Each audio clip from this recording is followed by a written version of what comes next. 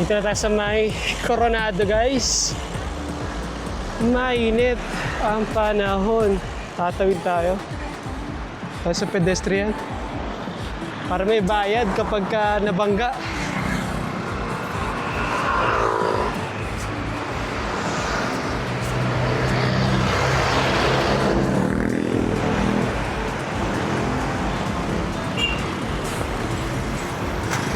Boss.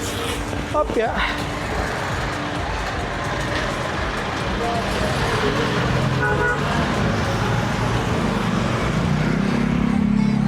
So yun.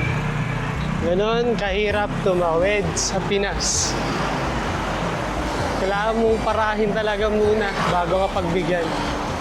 Kasi kung hindi mo paparahin, kung hindi mo tatansyahin, sasagasa ka ng mga yan. Ay. Let's go. Punta na tayo ng TMI.